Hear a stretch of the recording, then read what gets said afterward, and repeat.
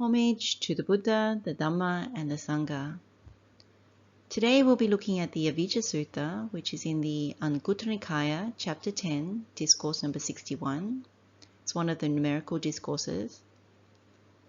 And in this teaching of the Buddha gives two insight pathways. One is the pathway for ignorance, the arising of ignorance and the growth of ignorance, and this is the Samudaya. And the second insight pathway is the way out of ignorance, or the passing away of ignorance, which is the atthaṅgama. And we often reference this sutta when we look at many different areas that the Buddha gives teachings on, from the 5 hindrances to wakefulness to stream entry and all the different things, as the insight pathways actually have component parts which enable us to actually develop the Noble Eightfold Path. Now, this examination of the Avijjā Sutta has been split into two sections. So this first talk is about the Samudaya, or arising of ignorance. And there'll be a second part which will be recorded as a separate talk. And this will look at the atthaṅgama, the passing away or way out of ignorance. So in this session, we'll look at a quick overview of the Avijjā Sutta, just from a bird's eye view. Then we'll look at the question of what is avijja, or ignorance. And then we'll look at the importance of this teaching with respect to removing the barrier or the barriers that prevent us from realizing stream entry and the fruit of the path, and ultimately realizing nibbana. And then we'll do a quick recap on insight pathways, so we understand exactly what the Buddha means by giving us these insight pathways in his teachings. And then we'll deep dive straight into the different aspects of this insight pathway for avijja. And lastly, we'll look at how do we meditate on this part of the sutta, the insight pathway for avijja. What's important is, in knowing this insight pathway, we know how we continue to be bound to samsara, how we continue to breed ignorance, and it binds us to samsara. Let's firstly look at the overview of the Avijjā Sutta, so the bird's eye view. In this sutta, the Buddha is actually addressing the monks, and it's a relatively short sutta in which the Buddha begins by teaching about the insight pathway that nourishes ignorance. And then he gives a simile for when it rains, and then explains how we become full up of ignorance. And then the third part is really the Buddha's teaching on the insight pathway that nourishes true knowledge and liberation. And then again he uses the same simile to explain how we become full up of true knowledge and liberation. And essentially in the first pathway, the Buddha is explaining how many negative qualities which are linked to each other, that they hinder our spiritual progress, that they basically fill us up with ignorance and bind us to samsara. Buddha often in the suttas, in his teachings, says that ignorance is the biggest hindrance because it loops with the 5 hindrances continuously. And so when you understand ignorance, you find the Buddha always saying that we have accumulated so much ignorance, so much avijja, the size of an ocean, over many lifetimes. And the Buddha says that we should actually definitely understand this insight pathway for the arising of ignorance, because in the understanding of how it comes to arise, can we then understand how we get into this predicament. And then when we look at the second part of the teaching, we look at how we cultivate wholesome qualities and the ones that lead us in the right direction, the Noble Eightfold Path.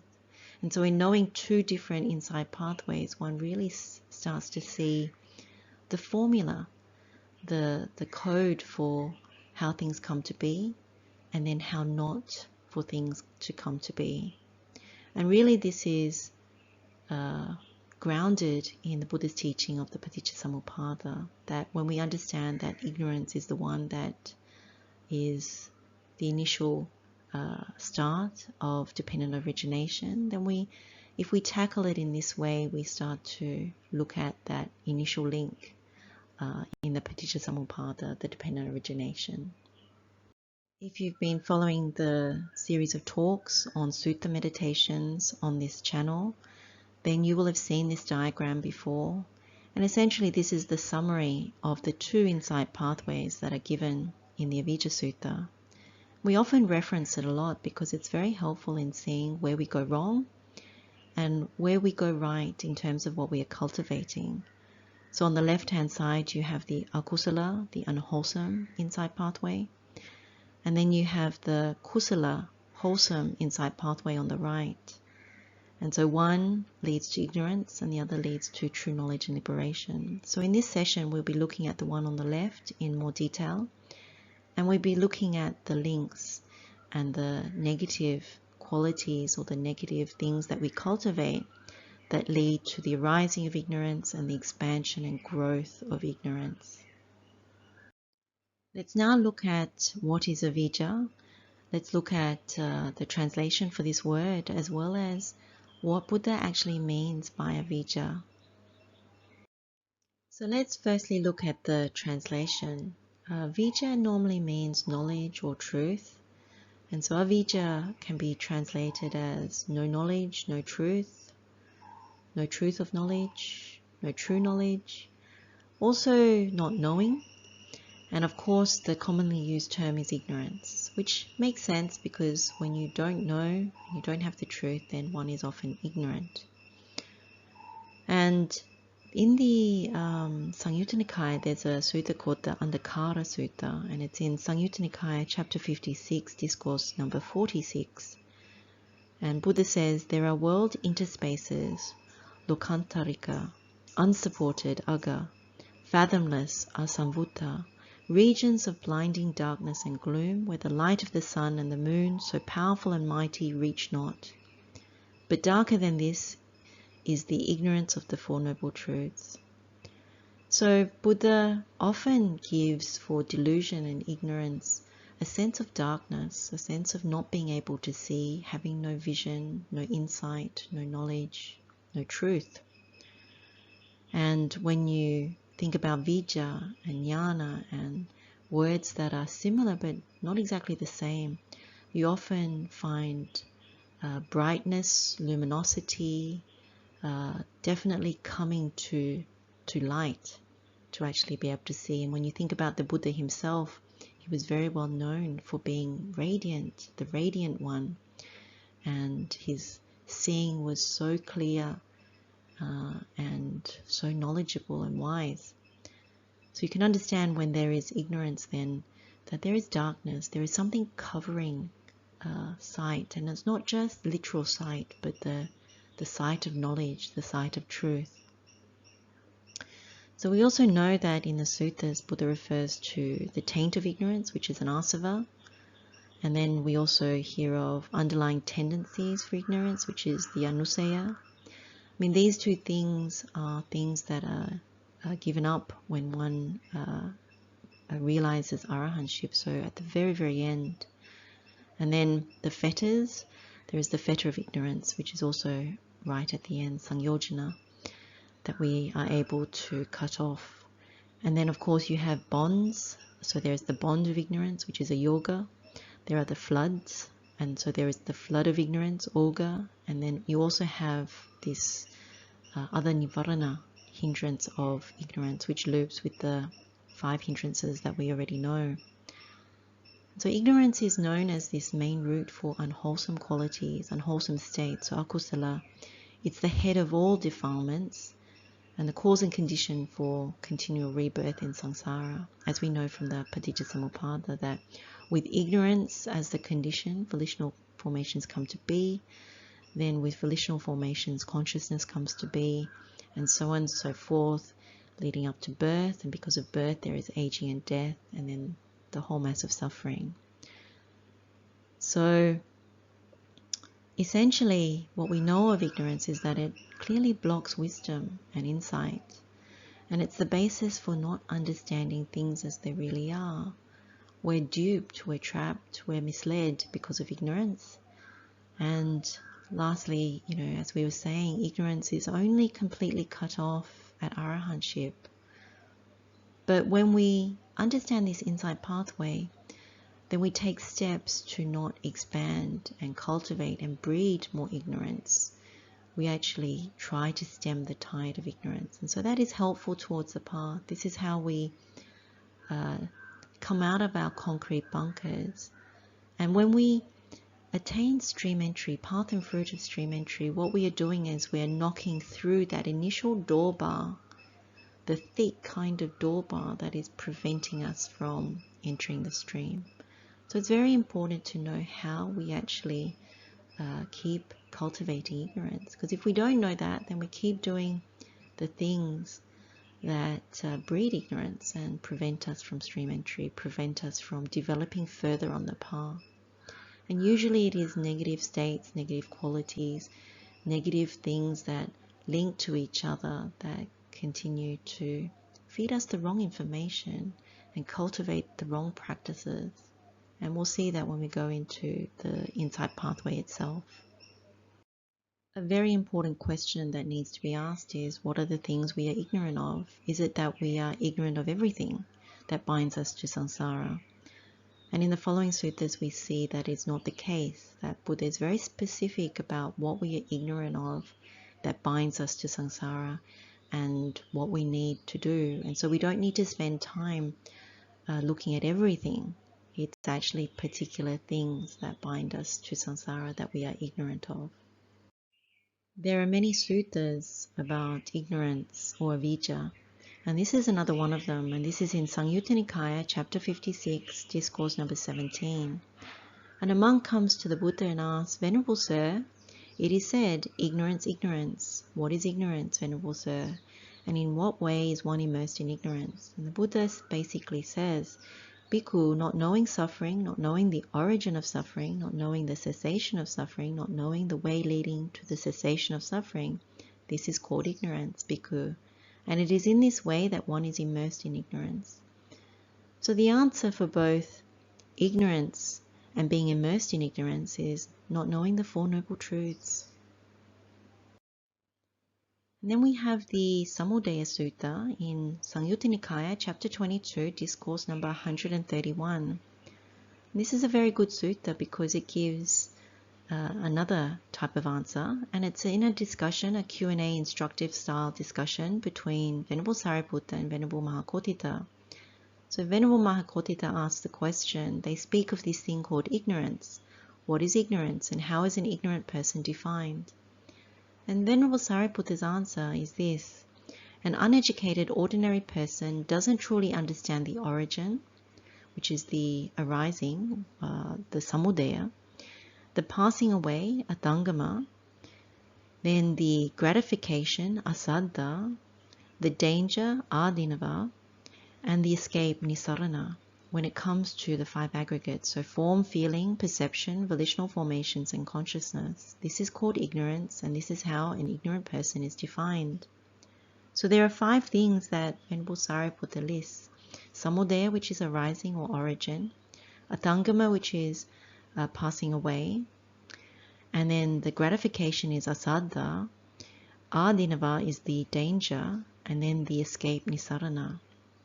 So this is what is defined as ignorance, and this is also how an ignorant person is defined.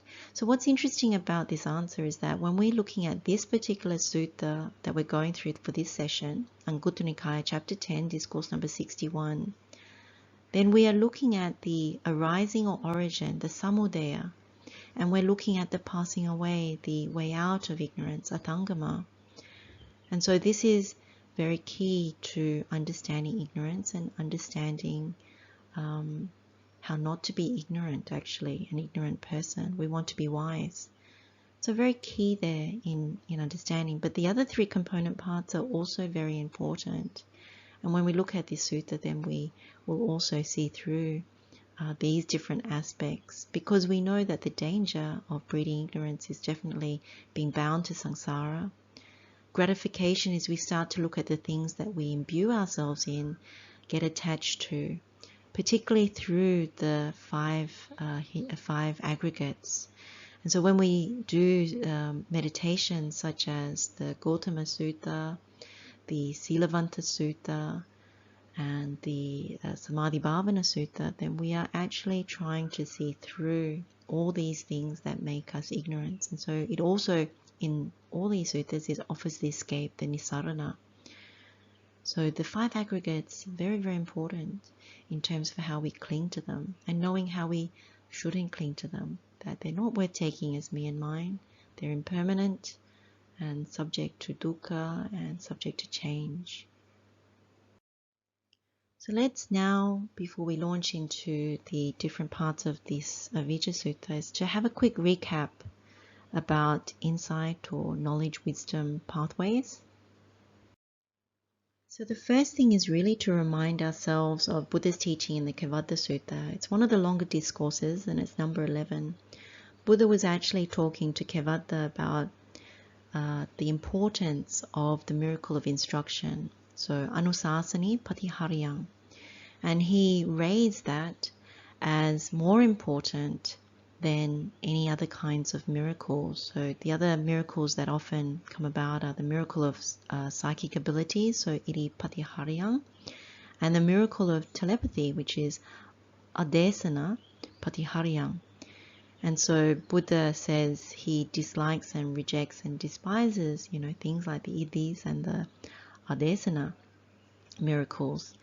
And rather, he actually praises and raises up the miracle of instruction. That in giving instructions, if you consider it this way and don't consider it in this way, you gain this and you persevere in it. And basically, this is what insight pathways are, that in his miracle of instruction, he's giving particular steps, a formula for understanding how things arise and also how things cease, the way out of this whole mass of suffering, really. That's what, in a nutshell, the Buddha's teaching is about. And we see this in the Four Noble Truths. The first two Noble Truths are how you see the Samudaya, the arising of tanha, the arising of dukkha, the arising of ignorance, and how it leads to rebirth. And then the last two Noble Truths show us the cessation, the non-arising, the ending of all suffering, the way out of suffering. And in this way, you can see if you do the first two and you keep on the path, you keep recreating birth, and therefore you keep seeing suffering, and you are bound by craving and ignorance.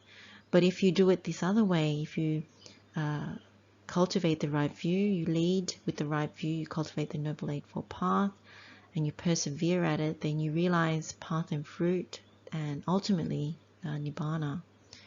So that's the first thing to understand about the way that the Buddha teaches, Buddha's superior way of teaching and cultivating the path. And so in most of his teachings, not all of them, but in most of them, particularly middle and longer discourses, Buddha gives insight pathways. And the reference for insight pathways actually comes from one of the earlier teachings, which is Kalaha Vivada, where Buddha says that if one is doubtful, one should train in the insight pathways, because with doubt, you reinforce one's refuge in Buddha Dhamma Sangha, you grow in confidence towards the path. And then Buddha actually enunciates that insight or knowledge pathways, they're called Jnanapada in Pali.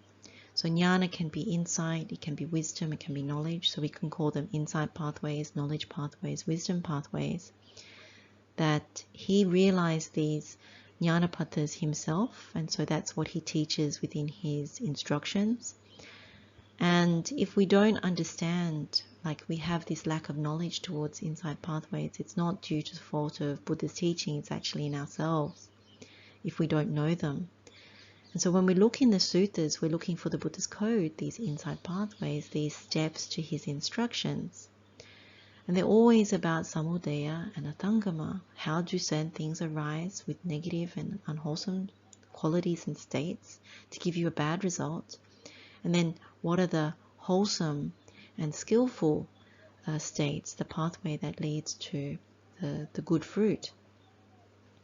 So Buddha says in the commentary to the Kalahāvivāda Sutta that when you train in insight pathways, it includes 3 disciplines: the training of higher morality, so adisila sikha, and then the training in higher thought or concentration of mind, which is the adicitta sikha, and the training in higher wisdom, the adipanya sikha. So we actually went through this in the second part to Unlocking the Buddha's Code. So if you need more information on it, then there is a session, a recording that goes through each of these different trainings and the component parts of that. So when we look at this Avijjā Sutta, and in this particular part of the session, we're looking at the unwholesome aspect, the akusala side. So we're looking at where we're not training in higher morality, we're not training in the higher thought or the higher mind, and we're not training in higher wisdom. Instead, we are quite foolish. We probably have very poor sila, very poor morality. The mind is imbued with the defilements, and therefore there is no wisdom. Instead, we are cultivating ignorance. We can already see how important this teaching is, and the fact that we reference it so often in other sessions also lends to that fact. But it's quite good to just quickly look at some of the suttas that emphasize the importance of this teaching. The first suttas we can look at is the Avijjā Sutta, Anguttara Nikāya, chapter 10, discourse number 105. And this is also repeated in the Avijjā Sutta in the same Anguttara Nikāya, chapter 45, discourse number 1, with a bit tagged on at the end. And what it says is, ignorance is the forerunner in the entry upon unwholesome states, so akusala, with shamelessness and fearlessness of wrongdoing following along. For an unwise person immersed in ignorance, wrong view springs up.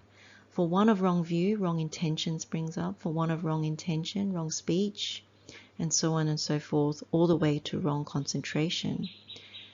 And then the added bit at the end in the Avijjā Sutta, chapter 45, discourse number 1, it says, wrong concentration gives rise to wrong knowledge gives rise to wrong liberation. So how we can understand that is similar to what we went through in the Yoniso Manasikara, so wise contemplation, how the same thing applies, that when we don't wisely contemplate, which is part of this knowledge pathway that we're looking at today, this insight pathway, then ultimately we will lead with wrong view. And through the leading of wrong view, although we may be thinking that we are practicing the right things, even thinking that we're practicing the Buddha's teaching, if we begin with the wrong view, then we cultivate the wrong path, and therefore we don't develop the right knowledge. We develop wrong knowledge because our path is wrong, and wrong liberation. So we may have very strong mindfulness, very strong concentration, but it doesn't result in the right knowledge, and therefore the type of liberation isn't the liberation that takes us out of samsara. We are still bound to samsara, but we are reborn into maybe very concentrated places, or places where there is no Dhamma even. So there is a danger in that, and that is something that's very important to recognize.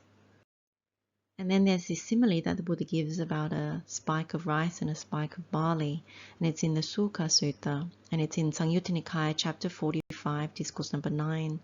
The Buddha says, Bhikkhus, suppose a spike of rice or a spike of barley were wrongly directed and were pressed upon by hand or the foot, that it could pierce the hand or the foot and draw blood.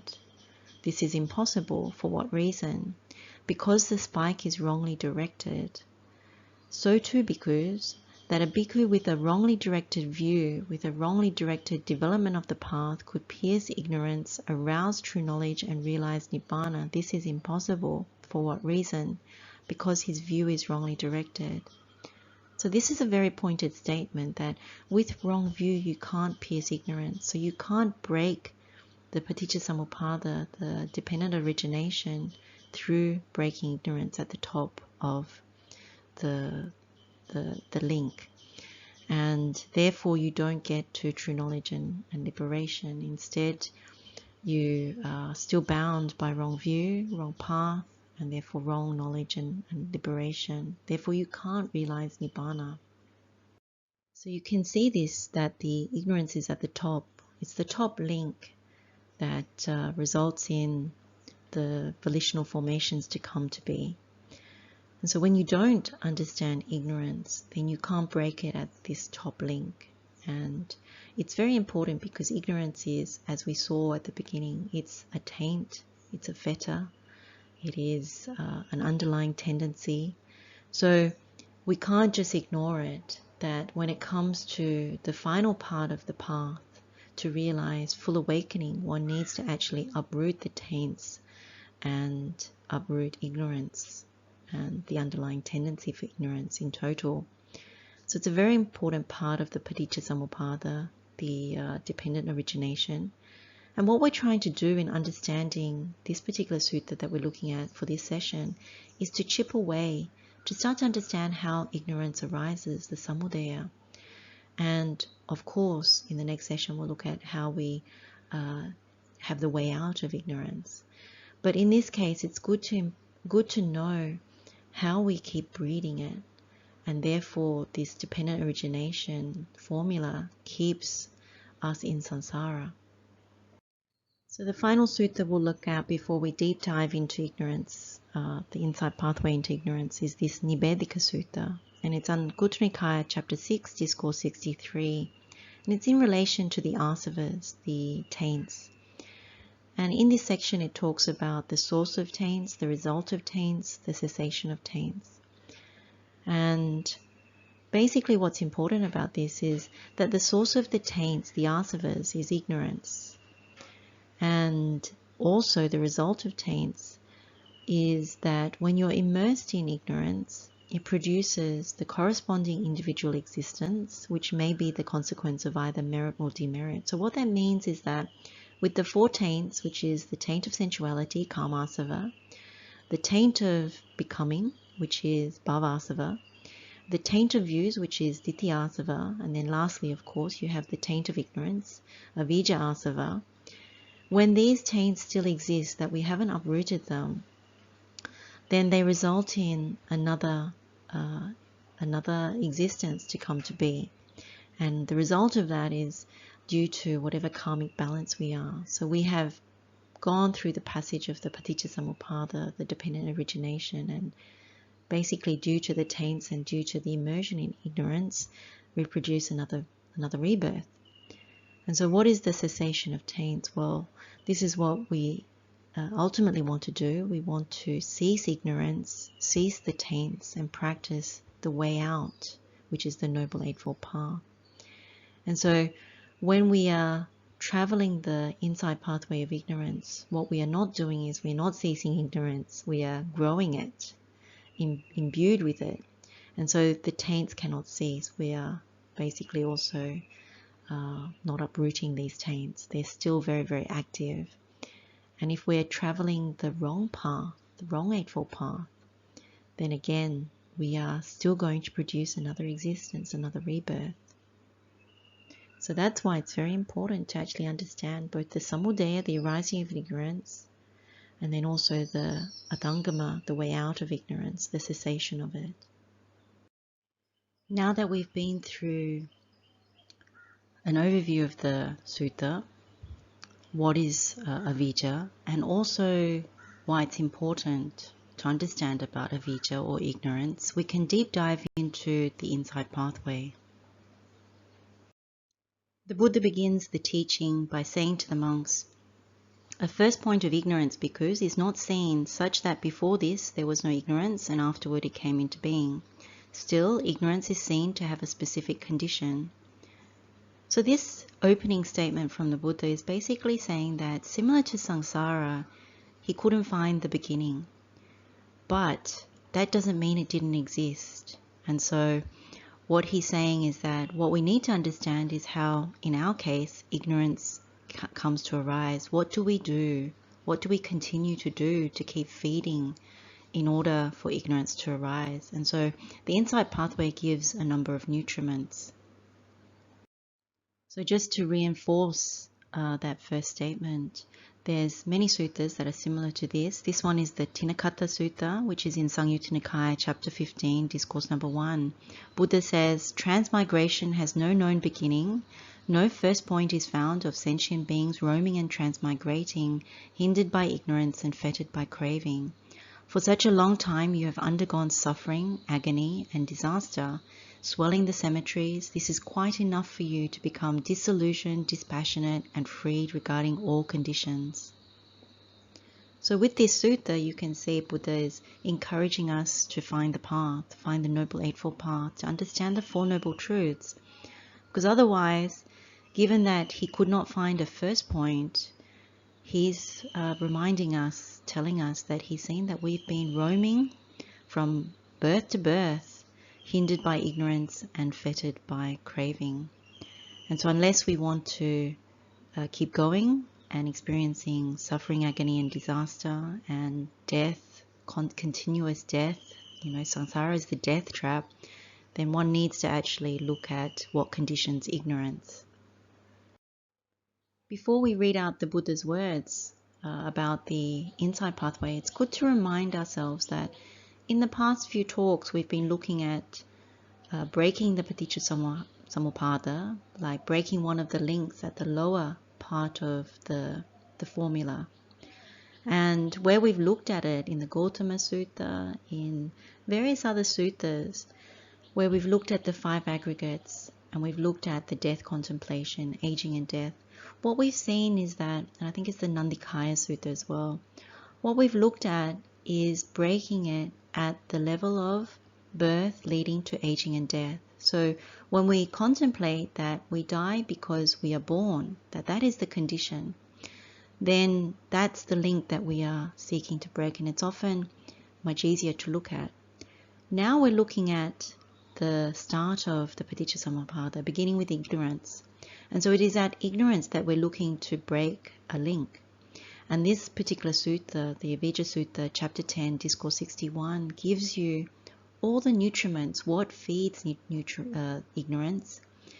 And it gives you the insight pathway that says the way out. How do you not feed that? How do you feed instead the pathway, the Noble Eightfold Pathway that leads to true knowledge and liberation, and the wholesome qualities of that. So when we look at the insight pathway for ignorance, you see all the unwholesome things, all the habitual tendencies, all the things that mean we cultivate, we breed more ignorance. So the words of the Buddha go, I say, bhikkhus, that ignorance has a nutriment. It is not without nutriment. And what is the nutriment for ignorance? It should be said, the 5 hindrances. The 5 hindrances too, I say, have a nutriment. They are not without nutriment. And what is the nutriment for the 5 hindrances? It should be said, the 3 kinds of misconduct. The 3 kinds of misconduct too, I say, have a nutriment. They are not without nutriment. And what is the nutriment for the 3 kinds of misconduct? It should be said, non-restraint of the sense faculties. Non-restraint of the sense faculties too, I say, has a nutriment. It is not without nutriment. And what is the nutriment for non-restraint of the sense faculties? It should be said, lack of mindfulness and clear comprehension. Lack of mindfulness and clear comprehension too, I say, has a nutriment. It is not without nutriment. And what is the nutriment for the lack of mindfulness and clear comprehension? It should be said, unwise contemplation.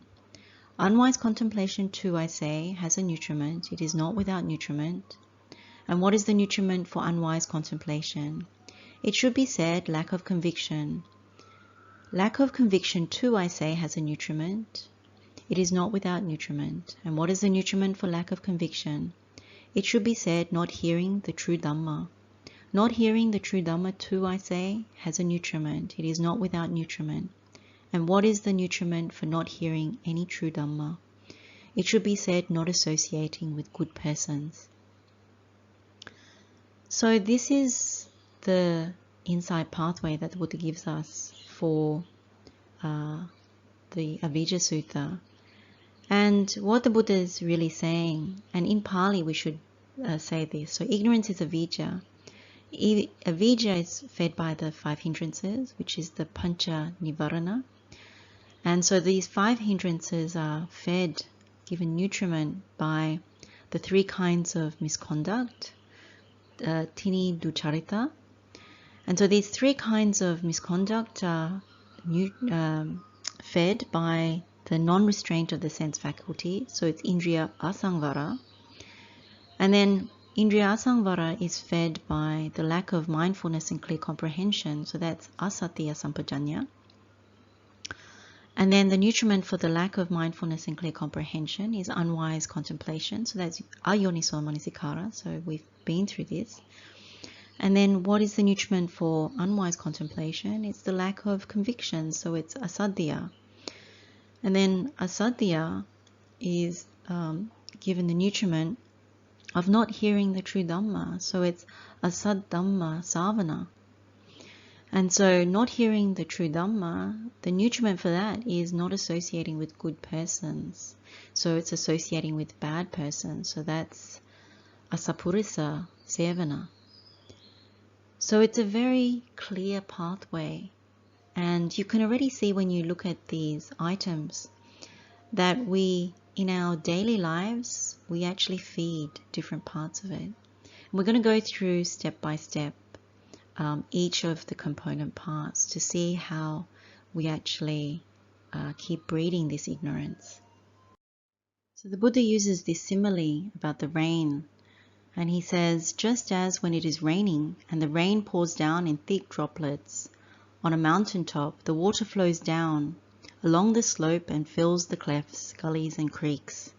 These becoming full fill up the pools, these becoming full fill up the lakes, these becoming full fill up the streams, these becoming full fill up the rivers, and these becoming full fill up the great ocean. Thus there is the nutriment for the great ocean, and in this way it becomes full. So too, associating with bad persons becoming full fills up not hearing the true Dhamma. Not hearing the true Dhamma becoming full fills up lack of conviction. Lack of conviction becoming full fills up unwise contemplation. Unwise contemplation becoming full fills up the lack of mindfulness and clear comprehension. Lack of mindfulness and clear comprehension becoming full fills up non-restraint of the sense faculties. Non-restraint of the sense faculties becoming full fills up the 3 kinds of misconduct. The 3 kinds of misconduct becoming full fill up the 5 hindrances. The 5 hindrances becoming full fill up ignorance. Thus there is nutriment for ignorance, and in this way it becomes full. So what's key in this simile that the Buddha has given and this insight pathway is Buddha is saying how we fill up our great ocean of ignorance time and time again. And as a result, we keep transmigrating through samsara, life after life after life, rebirth after rebirth after rebirth, not knowing the truth and being obstructed from seeing, craving and ignorance. We're fettered by craving and we're hindered by ignorance. So in this way, when we go through this, we see how we do it. And in the second session, we'll look at how we actually lead ourselves out of ignorance towards true knowledge and liberation. The first part is looking at associating with bad people, asapurisa sangsevo. And this is sometimes translated as not associating with good people. But it's good to actually call it associating with bad people, because the mind does play a little bit of tricks when you say not associating with good people. And what's important is to know what bad people are. Now, the presumption that most of us begin with is that, bad people must be associating with criminals, with people that are derelicts and not intelligent, or all kinds of different presumptions. But it's really important to understand what the Buddha means by bad people, because it's not what we commonly think. And when we understand this, it helps, because then it almost shines the light on, maybe we are hanging out, associating, being around, and in being influenced by the wrong kinds of company.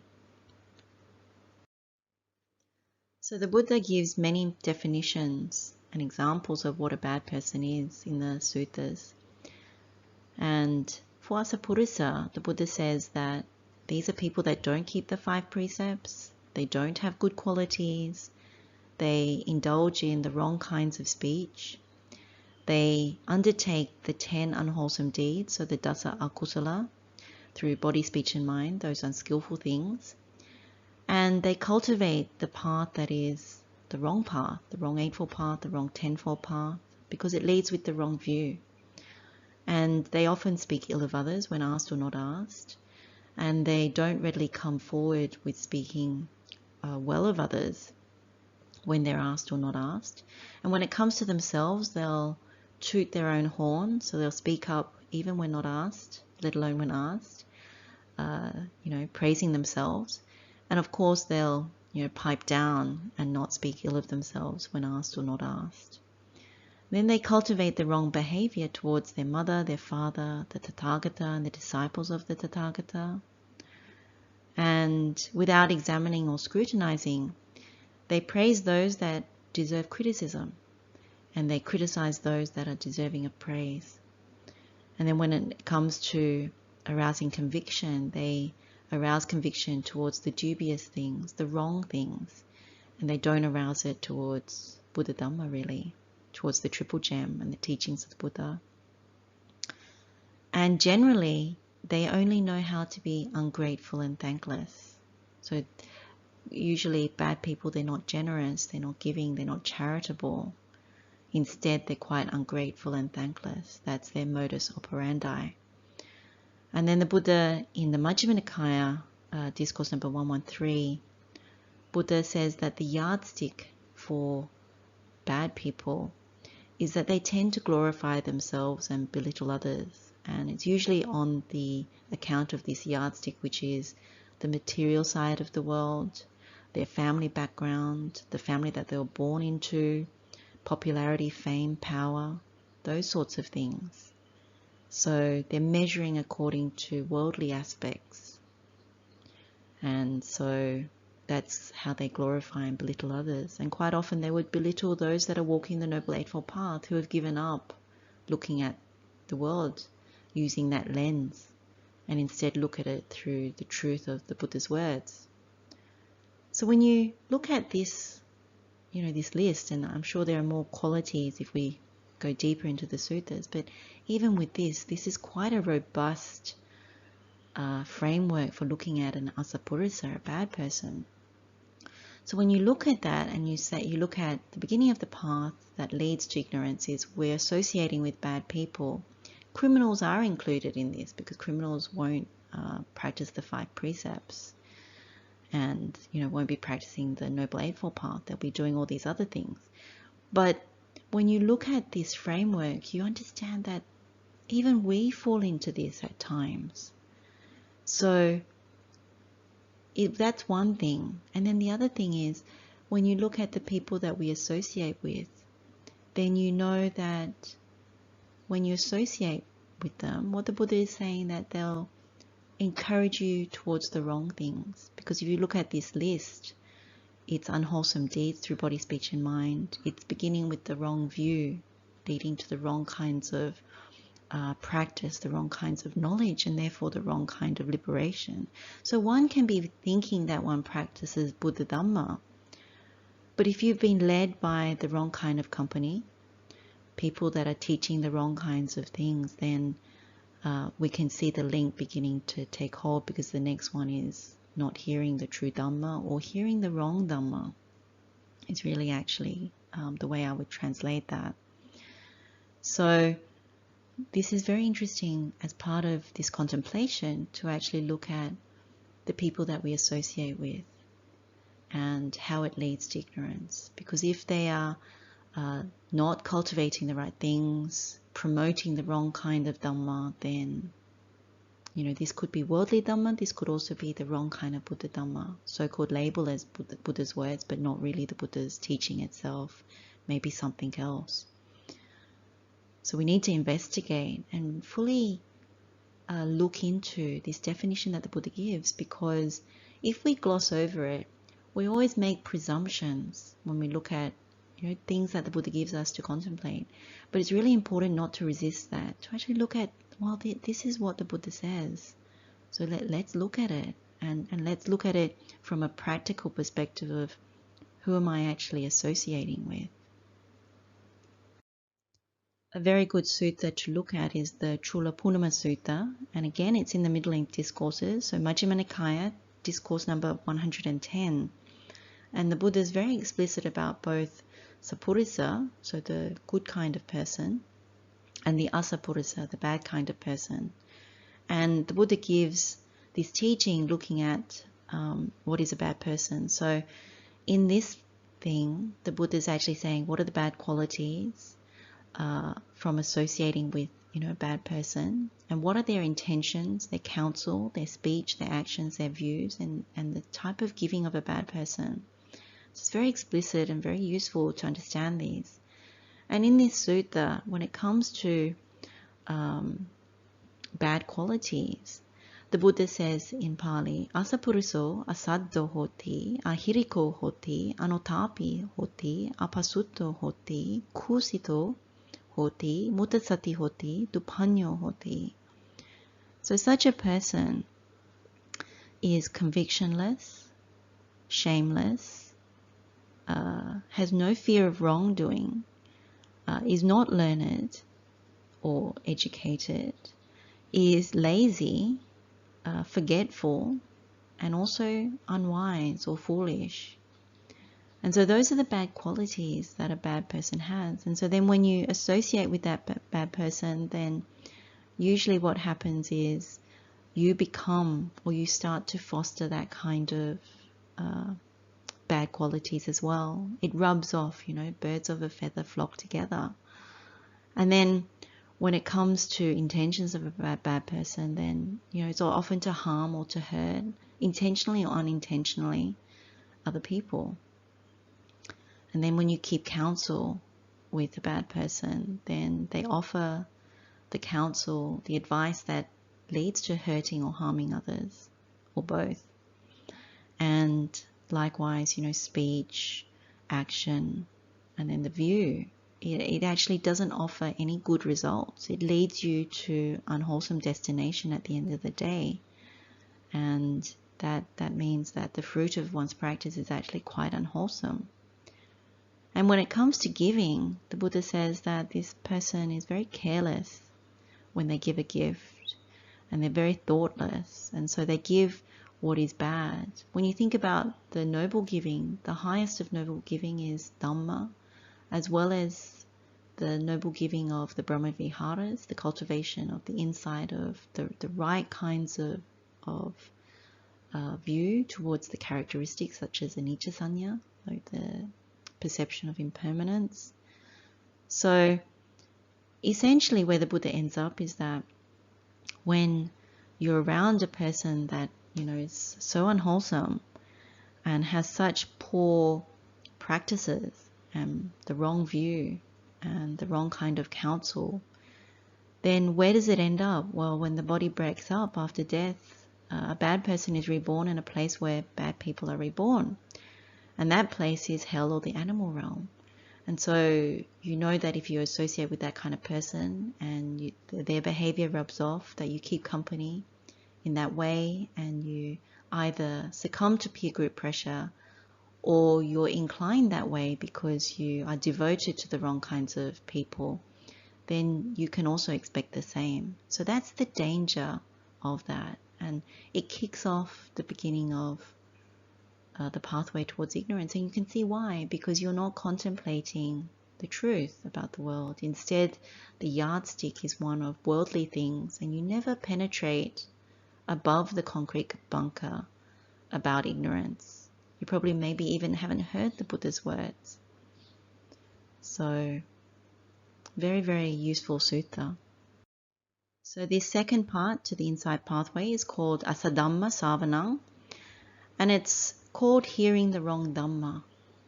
And when you look at the suttas, often it's translated as not hearing the true Dhamma. But if we term it as hearing the wrong Dhamma, it's actually more precise, because when you think about the first part, which was not associating with bad persons, really what we're saying is that if you're not careful about the company that you keep, then what happens is you fill up on the wrong kind of Dhamma. Because you filled up with the wrong company, now you're filling up with the wrong Dhamma. So Dhamma is often ideas, knowledge, science, all these other things that are in the world. And the true Dhamma is really Buddha Dhamma, the teachings of the Buddha, being able to see through dependent origination, this construction, things that are conditioned, why we end up in this predicament. And so when you hang out with the wrong people, what the Buddha is saying is that you're going to hear the wrong things. So when we look at this Asadhamma Savanam, what we're looking to see is how this works. So a number of suttas we've gone through before, but really, if you remember, the Buddha says that the arising of wrong view comes from two conditions. The first one is paratogoso, which is words of another. And the second is ayoniso manasikara, which is unwise contemplation or unwisely directing the mind. And we'll be looking at that as that's the fourth component of this knowledge pathway. But when it comes to paratogoso, this is where we hear words from another. And so in this case, in this particular insight pathway, we're hearing the words of what kind of people? We're hearing the words of bad people because we're associating with bad people. So we're hearing about worldly dhammas, things which are not associated with the truth, with Buddha Dhamma. Or even if we're cultivating a practice, if our teachers are not illuminated with the Buddha's words, if they don't keep reciting the Buddha's words, if they make up their own stuff and teach us a different kind of method, then ultimately what the Buddha says is it leads to wrong view, and then wrong view generates the wrong path, which then generates the wrong knowledge and then the wrong kind of liberation.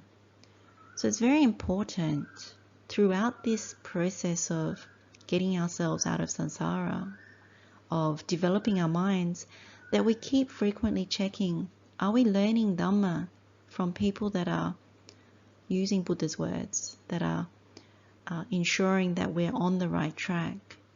Because it's quite often that we have been and may be still practicing things which are the wrong kinds of Dhamma, especially if we don't know that our teachers are not teaching us the right thing. But essentially, even with worldly things, that we need to be quite cautious because they will tell us things that are wrong. So when we think about wrong Dhammas, it's like politics, worldly matters, things to do with money.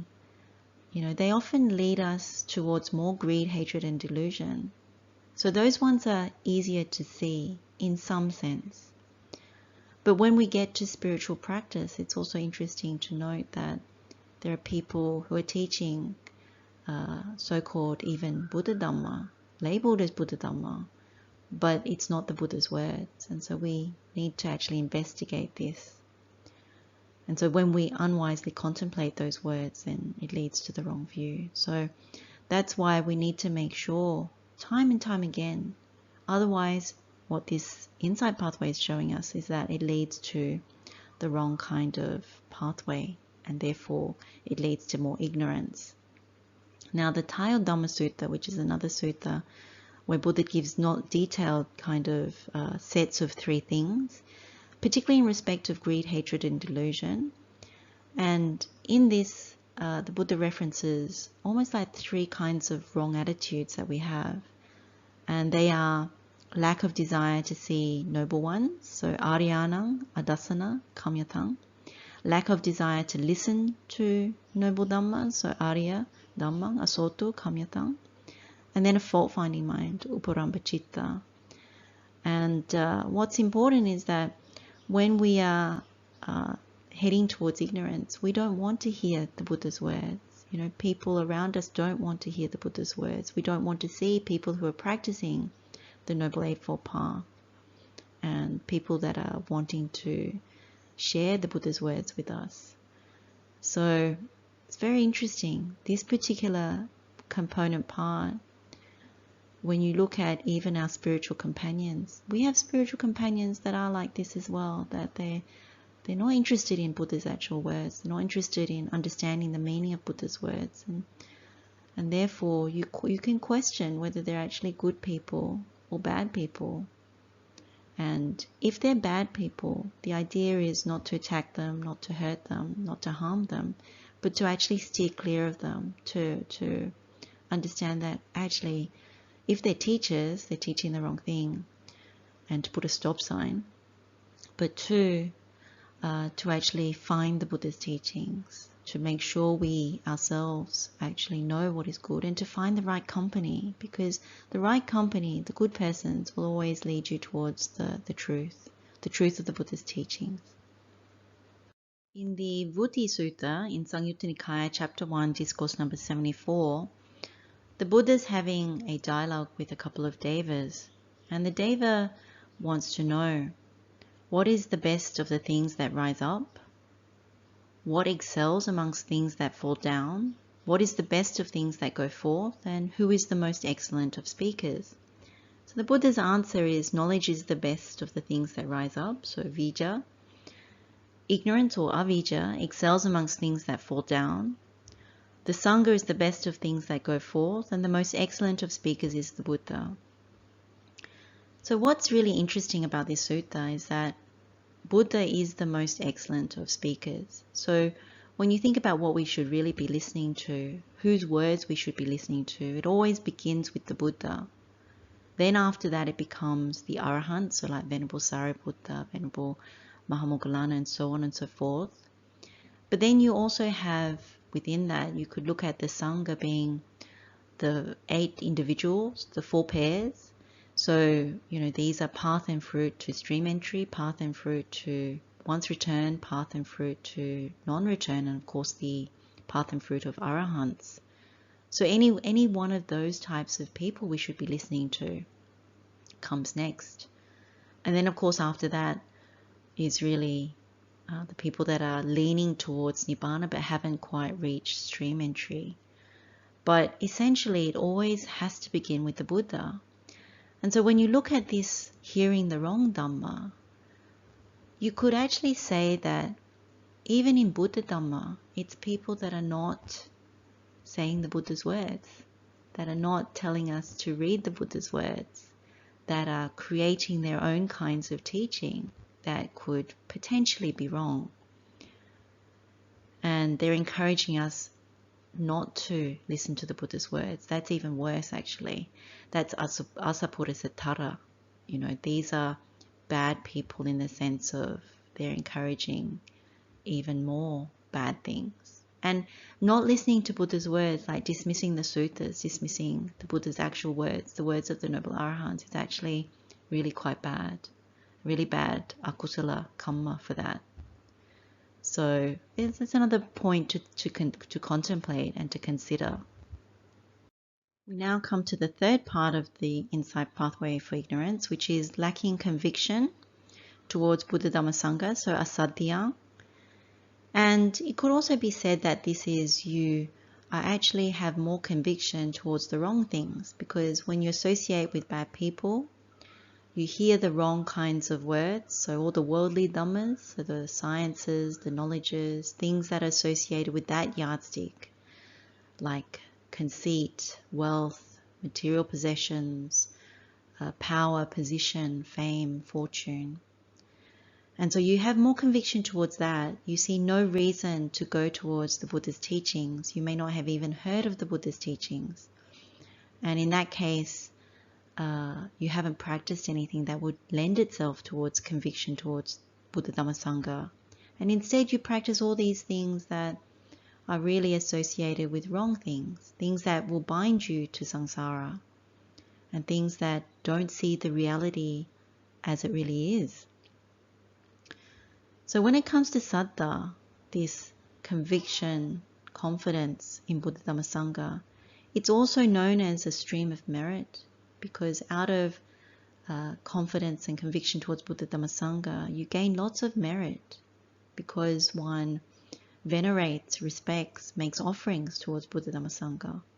Likewise, you don't develop the spiritual faculties, because as we know, saddha is one of the spiritual faculties that enable the path to liberation, and it's balanced by wisdom. And when you lack conviction towards Buddha, Dhamma, Sangha, then you're not developing those spiritual faculties. You're definitely not developing the wisdom associated with the path. And of course, again, you're not developing the spiritual powers, the panchabala. So spiritual faculties is pancha indriya, and spiritual powers is panchabala. So you're not developing that either. And then when it comes to the elements of exertion, which, saddha is one of them, you're not developing that either. And therefore, you're not developing the treasure that the Buddha talks about when it comes to this conviction.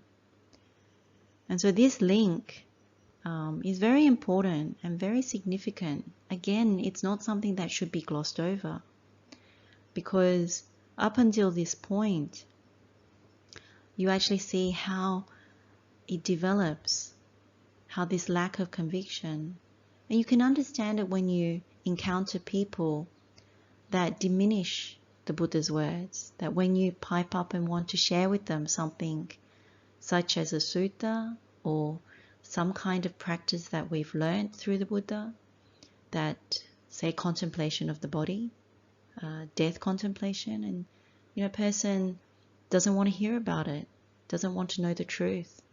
And even when you quote a sutta, someone in Dhamma might say, no, we don't practice like that. We don't need the Buddha's words. Then you understand that there's something not quite right. So it's often easy to see this in other people. And then when you look at yourself, then you can see the mirror of that. And it actually can be very superficial. And then when you look at it more deeply, you see, all the different ways that we turn away from the Buddha. And it can really surprise when you meditate on this, and how we disrespect the Buddha and his teachings, and therefore also the Sangha. When you look at disrespect for the Sangha, when you diminish the Arahants, the ones that have fully awakened, that appear in the suttas, when you diminish the lay people that have practiced in that way as well in the suttas, the nuns, the lay upasikas, upasikas. And it's very important as part of this to really, really examine it, because when you diminish them, it really obstructs the path. So when we come to these particular suttas, which are in Samyutta Nikaya chapter 14, and it's discourse number 17 and 18, Buddha talks about like converging with like. So the Buddha says mendicants, sentient beings come together and converge because of an element. So the convictionless with the convictionless. So asaddha with asaddha. The shameless with the shameless. So those who are ahiri with ahiri. The impudent. So those that don't fear wrongdoing. So the impudent with the impudent. So anotappa with anotappa. And the unlearned with the unlearned. And then the lazy with the lazy, and the unmindful with the unmindful, and the unwise with the unwise. So the foolish with the foolish. So this happens in the present, this happens in the past, and this happens in the future. So this is something that you can see when you associate with bad people. You hear the wrong Dhamma, you don't develop conviction. And so like goes with like. Birds of a feather flock together. So this is something that is very often you see, that those that like to party as the most gross level of having no conviction towards the path. Those that like to party, they go and party together. Those that like to talk about politics, they go and talk about politics together. Those that like to go and shoot guns, they go and shoot guns together. These are all the gross level of looking at those that have no conviction towards the teachings of the Buddha. And therefore, on the other side of the path, you see people that are very suvacha, very obedient, very willing to be admonished, willing to be instructed. They come together. Often they want to come together to hear the Buddha's words, to actually develop the path in the right way. So this is also another way of looking at it. So one of the really good suttas is the Upanisa Sutta, Samyutta Nikaya chapter 12, discourse number 23. And in this sutta, the Buddha presents the wholesome side to the Paticca Samuppada alongside the Paticca Samuppada itself. And what Buddha says in this is the whole sequence of proximate causes. And in relation to saddha, conviction, the Buddha says, I say, bhikkhus, that conviction too has a proximate cause. It does not lack a proximate cause. And what is the proximate cause for conviction? It should be said suffering. So what that means is that when one really contemplates suffering in the right way, the first noble truth of suffering, dukkha, then this is what is the proximate cause for the arising of saddha. Because you really start to see what the Buddha is saying about our prison of samsara. And then you start learning all the things about its arising. So when it comes to suffering in relation to the lack of conviction, it means you haven't penetrated suffering itself, that you kind of want to ignore it, dismiss it, that there is no suffering, we can patch it up, we can control it. And the people that you're associating with are also doing the same. And it can be at gross and then subtle levels. That if we don't contemplate suffering correctly, then we're not going to develop the right kind of conviction.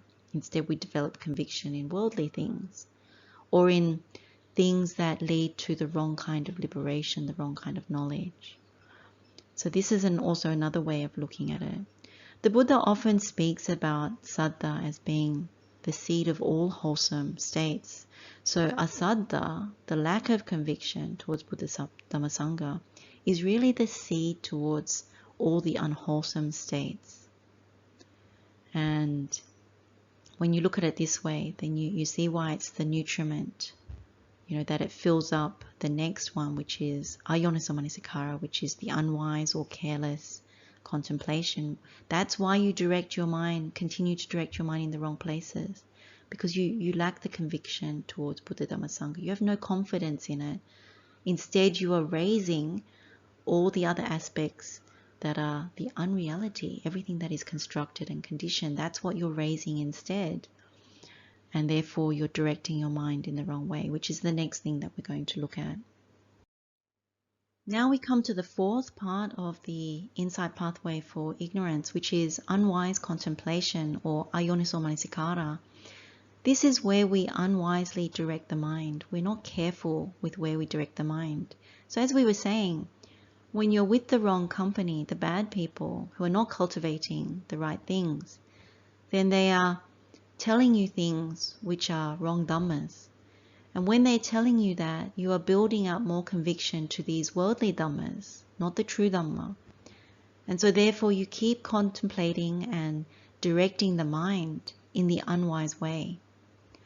Now we spent a very long session going through this for Vesak Poya, where we looked at all the things, all the ways that the Buddha teaches that we unwisely contemplate, and all the ways that we wisely contemplate. Or we looked at a few things. So we don't need to go into this at length. There's a whole talk and series of talks on that. So what the Buddha really says in a nutshell about ayoniso manasikara is that it is one of two conditions for the arising of wrong view. And then when you contemplate unwisely and wrong view arises, once it arisen, it grows.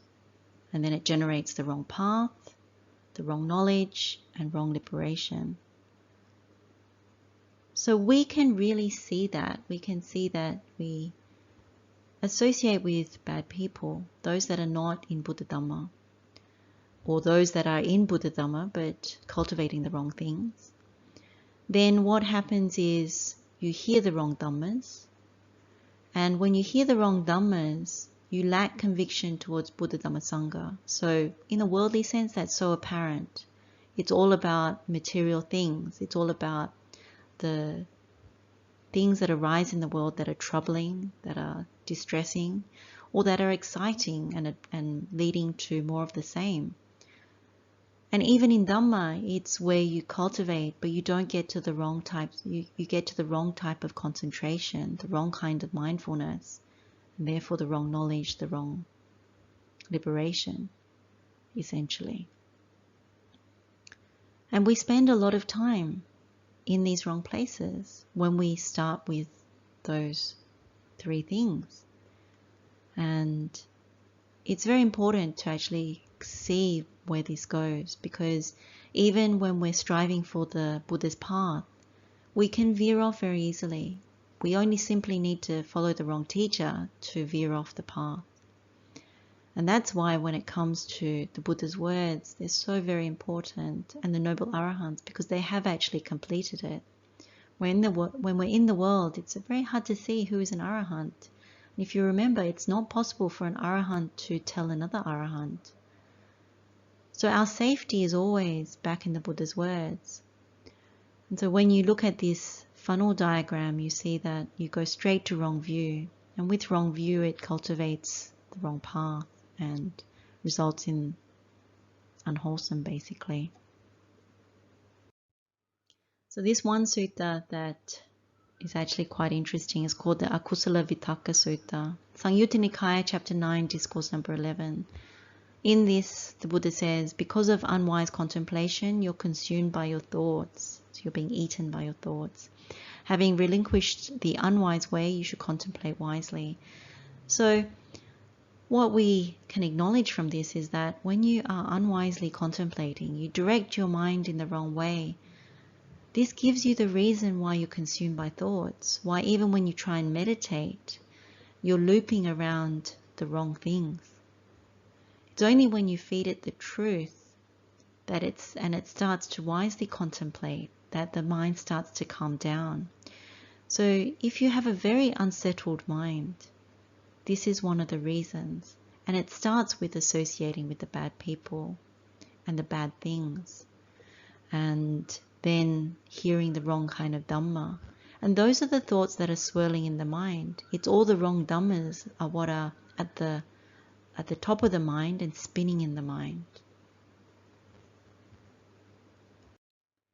So the fifth part to the insight pathway that feeds ignorance is asatta asampajanya. So asati or asatta is this lack of mindfulness. And if you remember, this word actually is also about memory. So it's a lack of memory, a forgetfulness, also a muddled mindedness.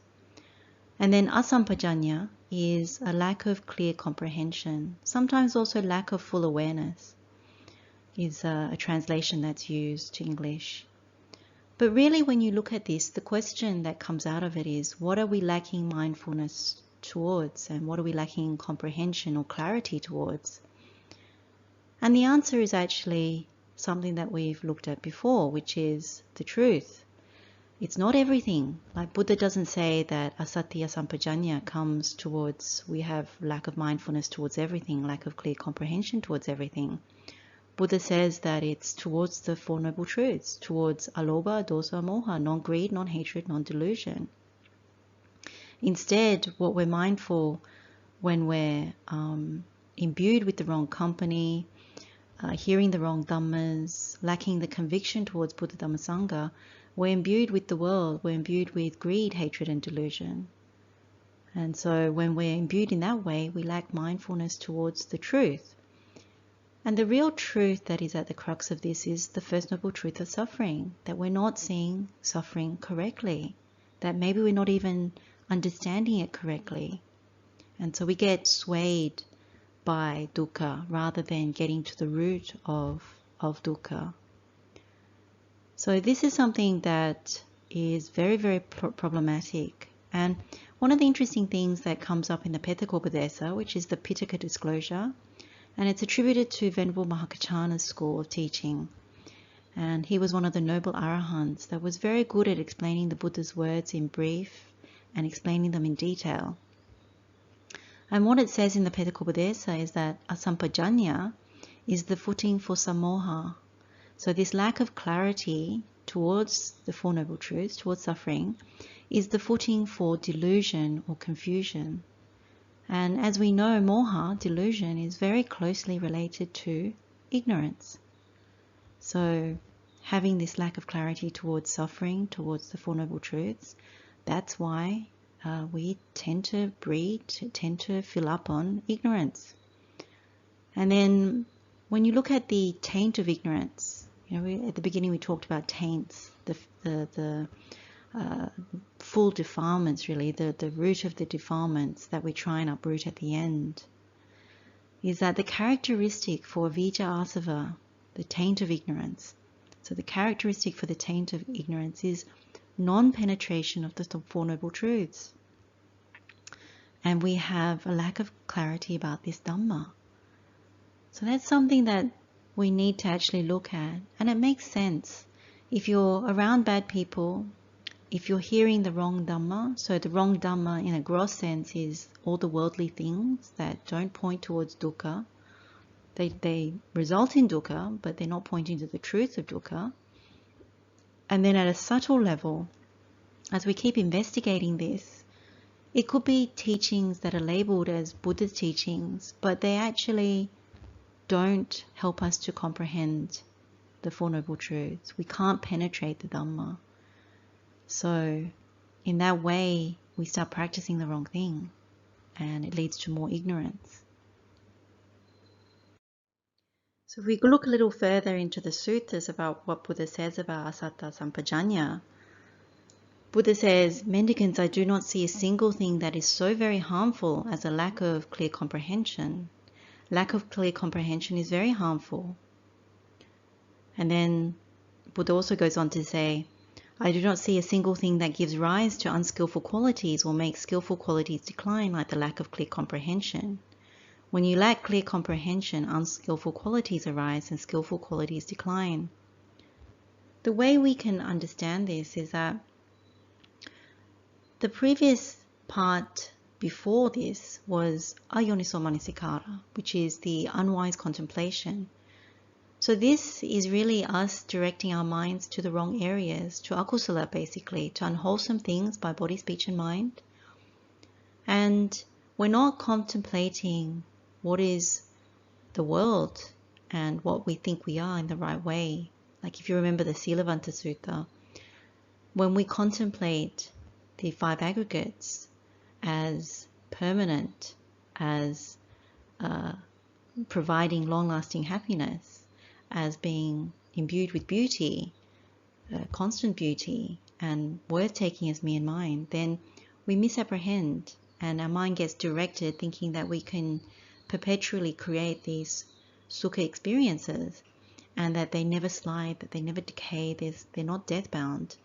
But the reality is that they are. And so that's why Buddha is saying it's very harmful, that when our mind goes corrupted, when we have the asubha sanya, so perversion of seeing beauty, constant beauty, pleasantness, pleasing, when we have the perversion of sukha sanya, that we think we can hold on to and control long-lasting happiness, that when we think of the anicca sanya, that things don't pass away, that with their arising, that they're permanent, they're lasting, they're reliable, within our control. But it's not true. But then we have the final one, which is the anatta sanya. And what we do is, instead of anatta sanya, we say atta sanya. So we say it's worth taking as me and mine, it's valuable, there's substance there because we can make it last. And we can, squeeze as much sukha out of it as possible. But the truth, when you investigate that, is not true. But when you're doing this insight pathway that leads to ignorance, what's at the forefront are these corruptions in the mind. And so there's a lack of clarity about these truths. And fundamentally, we're not seeing dukkha the right way. There's no wisdom in it. So the asatta sampajanya, due to ayoniso manasikara, there's no wisdom that's being planted to direct the mind. And so you forget, or you don't know. And this leads to the wrong view, and therefore this wrong kind of practice. Like when you think about asatta sampajanya, there are many people who are practicing meditation, but because they haven't wisely directed the mind, they don't know the distinction between kusala and akusala, they don't know the Buddha's teachings very well, even though they may have learnt about the Four Noble Truths. But then one can become quite dismissive and not do the contemplations about this body, about the five aggregates, about sense objects externally, about sense faculties internally. When you don't do those things, one is said to lack mindfulness and clarity. So when you actually contemplate correctly, particularly through the body, then the feelings, then the mind, and then the Dhamma itself, that's when you can correct these perversions, these corruptions in the mind. And that's where the sati kicks in, that you take the contemplation objects correctly, and then when you do so, you see the arising and the passing away phenomenon of these things, and you actually really start to see the truth, which is the asubha sanya, the perception of foulness or not pleasing, the dukkha sanya, which is this process of dukkha, not just the feelings of dukkha, but the process of dukkha, the predicament that we're in. You also start to see anicca sanya, which is really that things really don't last. They're always crumbling. So when they arise, they must pass away. It's a real death trap. And if we grasp onto them, then, there will be suffering. And therefore also anatta sanya. It's actually no substance there when it's constantly sliding, constantly crumbling, whether it's this body, other people's bodies, or whether it's feelings. There's a hollowness to all of the 5 aggregates, including consciousness, because it's the magician playing tricks on us. So this is the thing about the lack of mindfulness and clarity. It's really, in a nutshell, about not knowing the Four Noble Truths, not seeing them. Buddha has this teaching called the Sati Sampajanya Sutta, and it's in the Anguttara Nikaya, chapter 8, discourse number 81. And in this sutta, the Buddha says, suppose there was a tree that lacked branches and foliage. Its shoots, bark, softwood, and heartwood would not grow to fullness. In the same way, when there is no mindfulness and clear comprehension, one lacks mindfulness and clear comprehension, has destroyed a vital condition for moral shame and fear of wrongdoing. When there is no moral shame and fear of wrongdoing, one who lacks moral shame and fear of wrongdoing has destroyed a vital condition for sense restraint. When there is no sense restraint, one who lacks sense restraint has destroyed a vital condition for moral virtue. When there is no moral virtue, one who lacks moral virtue has destroyed a vital condition for right concentration. When there is no right concentration, one who lacks right concentration has destroyed a vital condition for true knowledge and vision. And then it goes on for 2 more things. But essentially what this is telling us is that this is a vital condition for other things to go right. So if you want to develop moral shame and fear of wrongdoing, Sati Sampajanya is very important. Otherwise you have no moral shame and you have no fear of wrongdoing. This is in a very wholesome sense. This is not about guilt. It's really about infusing the practice so that you understand kamma and you know what needs to be done. And so it almost like shoots a rocket under you with a sense of urgency towards the path and the practice, the right path and practice. So when it's not there, all these things start to be fed, similar like this Avijjā Sutta, that you're feeding the wrong things. And therefore, you see in this that, there's no sense restraint. So this leads on very much to the next part of the Avijjā Sutta, Insight Pathway, which is lack of sense restraint. The 6th part to this Insight Pathway that feeds ignorance is non-restraint of the sense faculties. So lack of sense restraint. So Indriya Asaṅvara. And Indriya Asaṅvara we've come across before many times. It's also very similar to Santindriya, which is calmed sense faculties, peaceful sense faculties that we meditate on in the Karaniya Metta Sutta. But what we know about the lack of sense restraint is that clear link that we just saw in the Sati Sampajanya Sutta. And it really is a replication of this part of the pathway in the Avijjā Sutta. So there's support in other aspects of the Buddha's teaching of this insight pathway. That when you lack mindfulness and you lack the clarity or clear comprehension of the Four Noble Truths, and in particular of suffering, then there is no compulsion to restrain the senses, because you're still very imbued in the world, because you have the wrong Dhamma, you've heard the wrong Dhamma, you're associating with the bad people who are not cultivating the Noble Eightfold Path, not keeping precepts, not respecting the right things, praising the wrong things. then ultimately that leads you to become very imbued and intoxicated through the sense faculties. There's no reason why you would want to calm them in line with the Buddha's teachings. Instead, you want to go out with the eye, you want to go out with the nose, the ear, the tongue, this body and the mind. And so there's a propensity not to restrain the sense faculties because everything you want is through the sense faculties. And what the Buddha says is that when you don't restrain the sense faculties, then the result is Avijjā and domanassa. So that is covetousness, which is Avijjā, and sadness, which is domanassa. So there's a lot of wanting that arises with the sense faculties. And so when that arises, there's a lot of sadness that comes, particularly with the changingness of conditions and our constructions. So again, the lack of wisdom is driving this. And there's many suttas that we can look at that help this. So the sutta that's really lovely is the Kumapama Sutta, and it's the simile of the tortoise. And the Buddha says, just like the jackal saw the tortoise off in the distance grazing, so it went up to the tortoise and waiting nearby thinking, when that tortoise sticks one or other of its limbs or neck out from its shell, I'll grab it right there, rip it out and eat it. And in the same way, Mara the wicked is always waiting nearby thinking, hopefully I can find a vulnerability in the eye, ear, nose, tongue, body or mind. That's why you should live with sense doors guarded. So that's what happens when we are unguarded with our sense faculties, where we have no sense restraint. We get intoxicated in the world, and so we're vulnerable through our sense faculties.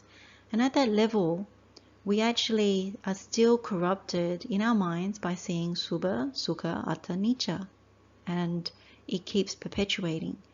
The risk with that, why it goes to ignorance, is because out of that desire to see things, to taste things, to touch things, to grasp at sounds and things with our mind and physical sensations, if we don't see how this works, then ultimately through the ear, eyes, nose, tongue, body, we will want to create another set of them. And we will burn, is what the Buddha normally says around sense faculties, that there is burning because we don't see that with birth there is death. And so when we create anything that is constructed and conditioned, it dependently originates, then we are subject to the whole mass of suffering over and over again.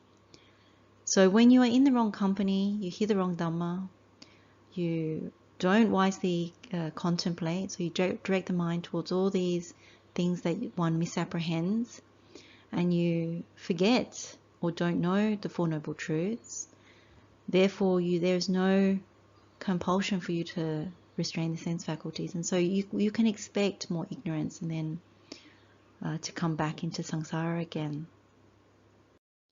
And we've looked at this in the Pamada Vihari Sutta. So there's a talk that we went through just looking at this sutta. And what really happens is through the sense faculties, when we're unrestrained, our mind gets polluted with sense objects. So forms, sounds, odors, tastes, touches, and ideas. And so we go through the sense bases for that. So the eye, ear, nose, tongue, body, and mind. When the mind gets polluted, which it is constantly doing when you are unmindful and lacking clarity, there's no wisdom, you're seeing things in that corrupted, perverse way, and there is no gladness, because what you actually meet is actually this Avijjā domanassa, this covetousness, the wanting, excessive wanting, desires, grasping for things. And as you go through that experience, you might get some temporary happiness, but then it slides, and so you are met with sadness. And this can be in a very gross sense, it could also be in a very subtle sense. And so there's no rapture, you don't become tranquil, you dwell in suffering actually. And therefore you don't concentrate the mind, and the truth doesn't become apparent. You're just still imbued with the falsity, the lies, the deception. And so you are considered to be dwelling negligently. So this is a very good sutta. If you get a chance, then look into that sutta. And then we have the Indriya Samvara Sutta, which is very similar to the Sati Sampajanya Sutta. Same simile, looking at the tree. The tree that lacked branches and foliage, its shoots, bark, softwood, and heartwood would not grow to fullness. In the same way, when there is no sense restraint, one lacks sense restraint, has destroyed a vital condition for moral virtue. When there is no moral virtue, one who lacks moral virtue has destroyed a vital condition for right concentration. So this leads on to the next thing in the Avijjā Sutta, number 7, which is the 3 kinds of wrong conduct. And so you see, sense restraint, because you keep going out through the ear, eyes, nose, tongue, body, and mind, you're susceptible to the wrong conduct. And it goes all the way back to the beginning of the insight pathway, because associating with the bad people, getting the wrong ideas, not knowing these truths, no wisdom, then you're in all likelihood cultivating wrong things through body, speech, and mind. So when we come to the 3 types of wrong conduct, as we know, there's many suttas about this, one of which is the Silayaka Sutta, Majjhima Nikaya, chapter 41. And Buddha was answering their questions about the cause and effect of being reborn in good and bad destinations. And so the Buddha went on to explain how wrong conduct through body, speech, and mind leads to rebirth in lower realms, whereas good conduct through body, speech, and mind leads to rebirth in the higher realms. And Buddha terms them akusala kamapata and kusala kamapata. And so in terms of the wrong types of conduct, it's akusala kamapata, or dasa akusala, the 10 unwholesome actions, which we've been through, particularly when we do the Karaniya Metta Sutta. That's what we're purifying, our bodily conduct, our verbal conduct, and our mental conduct. And in that way, we correct our view. So in terms of bodily conduct, it's killing, stealing, and sensual misconduct, and usually it's sexual misconduct. When it comes to the verbal conduct, we're lying, harsh speech, divisive speech, and frivolous speech. And when it comes to mental conduct, it's covetousness and ill will, and of course the wrong view. And wrong view, of course, is the leader of that, and it would lead for all these other things that we do. So when you examine the roots of these 10 unwholesome actions, then you know that they're linked to greed, hatred, and delusion. So we are fully imbued with greed, hatred, and delusion. We're not seeing the true Dhamma. And that's why through body, speech, and mind, we are actively cultivating the unwholesome and very much motivated by the wrong view. And Buddha would often reprimand monastics in particular about those holding wrong views or breaking the rules. He would often call them moga, purisa, so empty person or a misguided person. I think that's used in the Alaga Dupama Sutta, the simile of the snake. And also the other thing is that when Buddha was talking to the disciples of Niganthanatha Buddha, they were saying that the bodily misconduct was the most heinous of the 3, but the Buddha actually corrected them. This was in the Upali Sutta, Majjhima Nikaya 56. Buddha was saying that it's actually mental misconduct is the most heinous or the most dangerous, because you're leading with the wrong view, and wrong view then leads to the wrong path and practice, and therefore you result in the wrong knowledge and the wrong liberation. So what Buddha emphasizes is, to really see that when you start cultivating around the wrong company, the wrong kinds of Dhamma, the wrong kind of practice, it's very hard to come back for that. All you can expect is really ignorance at the end of the day, because you keep feeding these things that are heading towards feeding ignorance. In the Duttarita Sutta, which is one of the recorded sayings of the Buddha that Upasika Kujuta recorded, Buddha says, mendicants, there are these 3 bad conduct. What 3? Bad conduct by way of body, speech, and mind. And then the Buddha goes on to say, having done bad things by body, speech, and mind, and whatever else is corrupt, not having done good deeds, and having done many bad, when their body breaks up, that unwise person is reborn in hell. Now, what's really important to contemplate as part of this insight pathway is where we have bad conduct through body, speech, and mind. We do this when we do the Karaniyammetta Sutta, so it's very useful. We know this. We know that we can get to Brahma Viharas by refraining from the dasakusala, the unskillful actions, and that's what we're purifying when we do the Karaniyammetta. Likewise, when it comes to our daily practice and our formal meditation, we really need to examine at a gross level, when we're out in the world, what we are actually doing, because Buddha's always reminding in the suttas, in his teachings, that they lead to bad places, that if we haven't made attempts in order to walk the Noble Eightfold Path, then we are cultivating the wrong path, and we're cultivating more ignorance, and that's the danger. And the danger then becomes more exacerbated, because if our sila is bad, if our moral virtue is bad as part of not walking the Eightfold Path, the Noble Eightfold Path, or if we are walking the Noble Eightfold Path, but we're not encouraged towards keeping at least some form of sila, these dasa kusala, the skillful actions through body, speech, and mind, then we're also at risk of going to lower realms with the breakup of the body after death. And this is the interesting part about this, that sometimes when we're learning Dhamma, people can seem quite wise and they stop referring to the Buddha's teachings, particularly when they teach lay people, and they think it's okay to tell lay people not to focus too much on their speech and their bodily actions and just focus on the mind. But they do a disservice, because when they say simply observe, one's speech, one's actions, bodily actions, and one's mind, but you never correct it, then clearly it goes against what the Buddha is saying, because what Buddha says in this particular sutta and many others is that if you don't correct these things, if you don't abandon these things, then one is bound for a lower realm, but also you are constantly breeding ignorance, because these are the nourishments, the nutriments that feed ignorance. And you can't simply observe, one has to abandon, because if you don't abandon, then what does it do? It gets bigger, you grow all these wrong things. So take, for example, speech.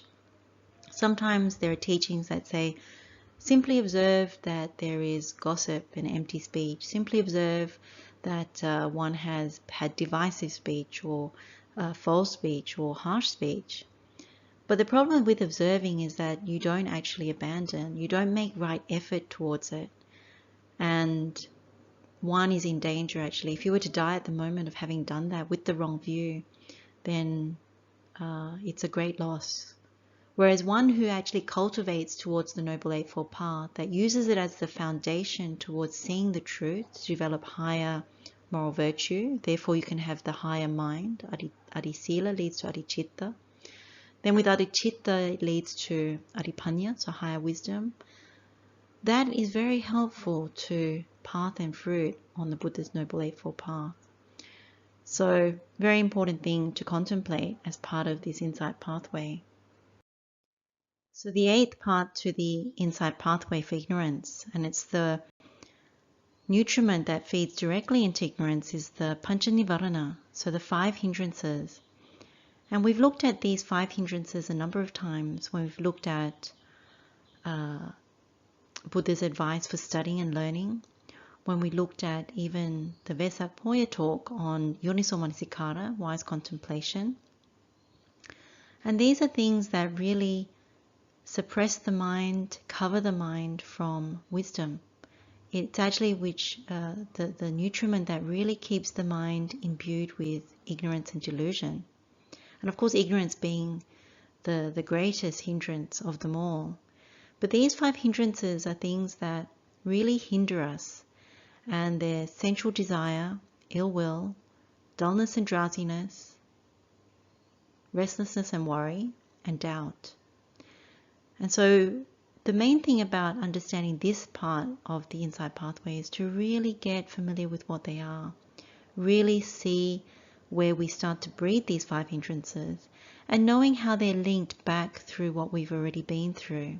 So 5 hindrances are definitely fed by the 3 types of misconduct. That in turn is fed by non-sense restraint, and non-sense restraint is fed by a lack of remembering the 4 Noble Truths, a lack of clarity about suffering and the 4 Noble Truths. And then that is fed by Ayoniso Manasikara, which is the unwise contemplation, which is then fed by the lack of conviction. So we have conviction towards the wrong things, not Buddha Dhamma, not Buddha Dhamma Sangha. And that in turn is fed by the wrong kinds of Dhamma, the wrong knowledges, the wrong sciences, not Buddha Dhamma. And that in turn is fed by keeping the wrong company, associating with the bad people who are not practicing, who are cultivating very worldly things. So with these 5 hindrances, you can go all the way back, and then we can also see how it feeds into ignorance, because the 5 hindrances in and of themselves are actually a way of covering the mind. There are 3 descriptions in 3 different suttas that I quite like about the 5 hindrances. This first one is from the Avijjā Sutta. It's in the longer discourse, number 13. And it says the 5 hindrances are called obstructions, obstacles, coverings, and entanglements in the training of the Noble One. And it lists out the 5. But really that's what they are. They actually block us. It's like putting a mask over our eyes, an eye mask, or being blindfolded, essentially, so that we can't see the truth. And it keeps us weighed down, toiling in the wrong things, grasping onto the wrong things, and looping around these wrong things, so that we can't, climb out. And so when you think about the door bar, and you think about the door bar of ignorance, the concrete bunker, the 5 hindrances keep putting more cement, more things to thicken the concrete bunker that we know as ignorance. And the other thing that Buddha says is that the 5 hindrances are a complete heap of unwholesome, so a complete heap of akusala. That when we are circling around sensual desire, ill will, dullness and drowsiness, restlessness and worry and doubt, it's just imbued in akusala. So the thing that we need to investigate when we look at this aspect of the knowledge pathway, the insight pathway, is to see that we ask ourselves the question, why sensual desire is unwholesome? Why ill will is unwholesome? Why is dullness and drowsiness unwholesome? Why is restlessness and worry unwholesome? And why is doubt unwholesome? And it's really when you start to investigate, and this must be seen in the meditation, that you're constantly imbued with something that draws you out, which is the wanting, or the aversion, that comes through the ill will, escalates to anger, hostility, and more. Dullness and drowsiness is when you're tolerating unwholesome things. So you're tolerating taking in through the ear, eyes, nose, tongue, body, and mind, all the things that are making you dull, lazy, drowsy, lethargic. And you're tolerating that because that's how you seek another form of sukha. And then restlessness and worry is you keep circling around things that are unwholesome in the mind. And it could be, basically coming out of sensual desire or ill will, but it constantly makes you go round and round. And then you worry because part of you inherently knows that you're on the wrong track, but you do nothing about it. And so you worry and it festers in you, and you have some sense of remorse, but you probably don't have the wise words of the Buddha, so you keep going round and round. And when it comes to the hindrance of doubt, again, it's very similar, coming from restlessness and worry. You often think, should I do this or should I do that? And you worry about being blamed. You worry about, is this right or wrong? You're just not sure about things because the root of where you're coming from is always from wrong view. You've directed the mind in the wrong way. You've been advised in the wrong way. And so these 5 hindrances just keep piling up, and you keep going around like rounds in a circle, and so you end up feeling quite weary even after having practiced something. If you're already in Dhamma, there has this way of not being able to concentrate the mind, not being able to make the mind happy. Sometimes when you're simply observing as part of the meditation rather than abandoning and giving up, when you don't apply the Buddha's medicine to these things, what happens is you actually feel like you're not getting anywhere in your practice. And it's for this reason that what's very clear about the 5 hindrances and any other aspect where there's unwholesome, one needs to apply the Buddha's medicine. one needs to know what that medicine is. And the only way of doing that is by hearing the Noble Ones, by hearing the Buddha himself, by reading the suttas, and by being advised by people who understand the Buddha's teachings, who have entered the stream, who are actually practicing the Noble Eightfold Path. But while you have these 5 hindrances active, it's very, very difficult. And so they just simply keep feeding ignorance, more and more ignorance. And then you have the Nibbana Sutta, Samyutta Nikaya, chapter 46, discourse number 40. And it's such a wonderful statement from the Buddha. The Buddha says, these 5 hindrances are makers of blindness, causing lack of vision, lack of knowledge, detrimental to wisdom, tending to irritation or annoyance, leading away from Nibbana. I mean, this essentially sums it up. When you're imbued with sensual desire, constant wanting, longing, ill will, so much aversion, anger, hostility, dullness and drowsiness, tolerating, unwholesome things because you think you deserve something after toiling so hard in the world. And so this is your way of getting a different kind of sukha. Even sometimes when we go to mind states, when we meditate, if it's a mind state that is not luminous, that it's quite dull, although the mind seems calm, but it's actually just abiding in a very dull state, this is not what the Buddha recommends. That's actually dullness and drowsiness in the mind. And when the body keeps wanting to go towards sleep, then you know you're not cultivating the right thing. It's actually thinamitta. Because when you are actually activating the mental absorptions, the body actually goes very, very alert, and it starts to experience this rapture. Before then it starts to experience tranquility. It really starts to calm down, and then the mind follows that and becomes very, very one-pointed. So if the mind is very, very lethargic, even in meditation, constantly wanting to nod off, then the mind is abiding in a place that seems to turn off thoughts, but very, very dull. This is not the type of mental absorption that the Buddha is talking about. It's actually a hindrance. And then, of course, the more obvious one is restlessness and worry. So the mind is constantly looping in agitation, in restlessness, wanting to know, is it this way or that way? Constantly having defiled thoughts of ill will, non-renunciation, cruelty. And then you have doubt, doubt about this or that, this way or that way, and doubt about often mundane things, worldly things, when you're leading this path towards ignorance. A lot of different things about lists of things to do, what one should do tomorrow, and constantly just checking things off in the mind, but looping. So in many ways you can see the blindness, because it's all covered up. It's all the truth is all covered up, and so you keep feeding ignorance.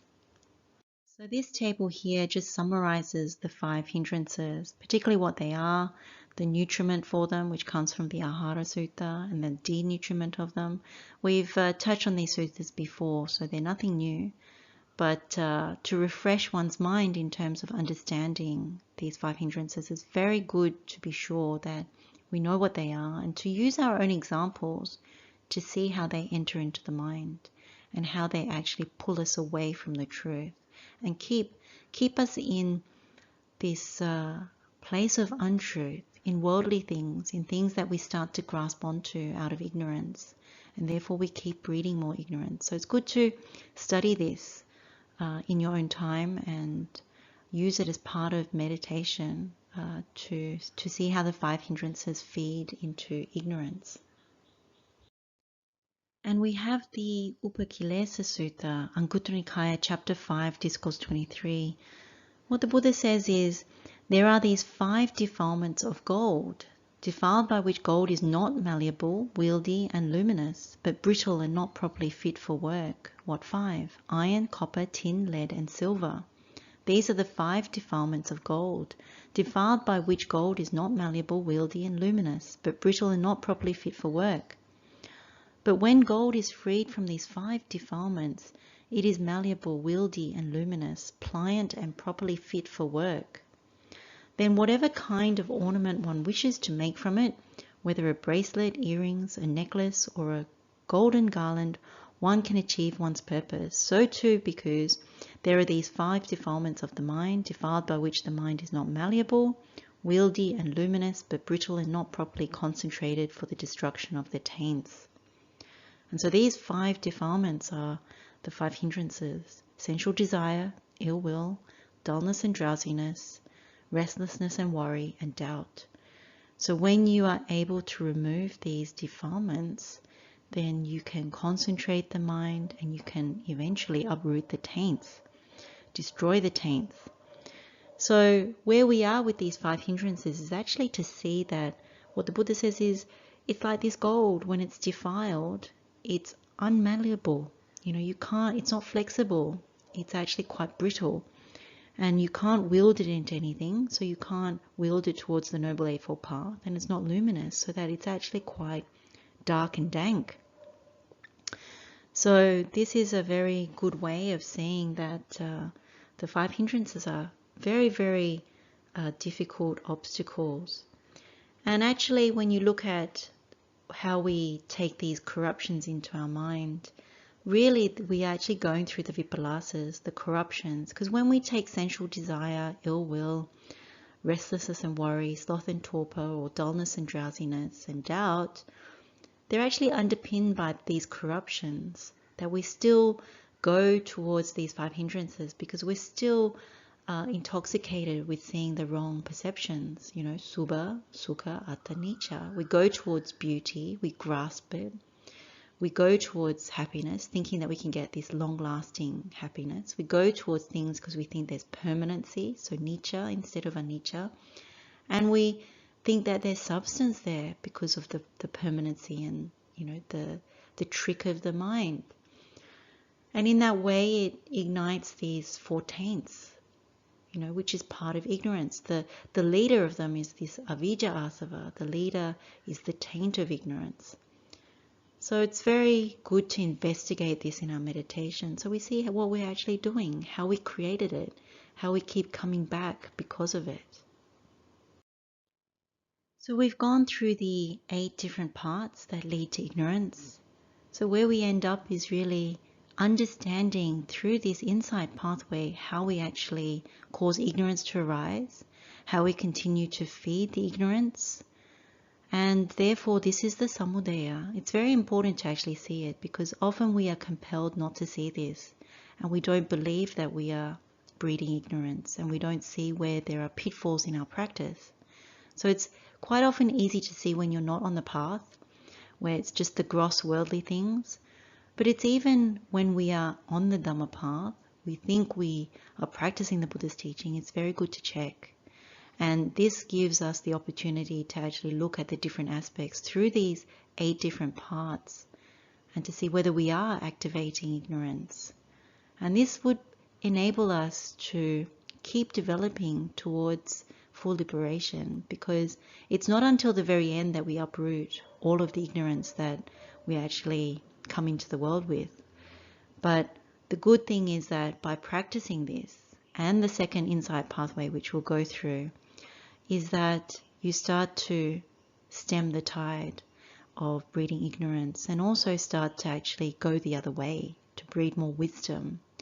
And this is really what these insight pathways are about. This one particular insight pathway is to see what are we actually doing that is unwholesome, that is preventing our path. And when we know that, we know this is how we lock ourselves into the prison. When we actually truly see that, then we understand the gravity, the blessing of knowing the other insight pathway, which is the pathway towards true knowledge and liberation, and activating the Noble Eightfold Path, leading with right view. So right now, what we can do is actually look at how we can meditate on this sutta. So the recommendation when it comes to any of the suttas of the Buddha is that we need to theoretically understand these things. So we listen to the Buddha's words, we develop suttamaya panya. So that's the understanding or the wisdom that comes from hearing the Dhamma, hearing the Buddha's words, hearing the words or the explanation of the Arahants. Then what we do is we start to cultivate. or we start to think about these things. So we are generating, particularly through yoniso manasikara, through the wise contemplation of even this insight pathway, we're cultivating what is known as chintamaya panya. So that is understanding or wisdom that develops through thought and thinking in a wholesome way. So even though this is a pathway that leads to ignorance, by understanding, through listening to these Buddha's words, through contemplating them in the mind, we're starting to develop more and more wisdom, more and more understanding of what the Buddha means. And by understanding, we can then practice it. So the third aspect is actually bhavanamaya panya. And this is wisdom or understanding that's developed through practice, through developing. And so when we go to meditate on Avijjā Sutta, it may begin very, very gradually because it takes us time to understand each of the links. So a good way to start is actually to write things down. So write out the insight pathway. And so you start with associating with bad people. Then the second one is going through hearing the wrong kinds of Dhamma, and so on and so forth. You write it all down. Sometimes it's also very good to make notes so you remember what are the key points about each of the different aspects. So when it comes to meditation, the developing path, because what you want to do is see it in your meditation more than just theoretically, more than just parroting out the Buddha's word, is you want to be able to then contemplate, and contemplate very, very wisely. And it seems sometimes counterintuitive, like, why am I meditating on ignorance? But the point is, when you really see for yourself, like what it is that we are cultivating from a habitual perspective, then it starts to unlock something in you. Like confidence in Buddha Dhamma Sangha starts to develop more and more because you see, actually, this is true. And you see it right to the depths of yourself, that it's the only way. It's no longer theoretical. You're actually realizing, I see that. And you do that by taking your own example and posing questions to yourself in the meditation to see, is this what the Buddha means? And if I spend time with this kind of person, you know, what's the result? Or if I listen to this particular teacher, what's the result? Are they, you know, explaining the Buddha's teachings?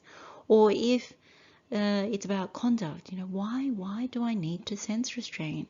And so you go through different parts of the knowledge pathway, the insight pathway, to show you how it feeds from one to the next, to the next, to the next.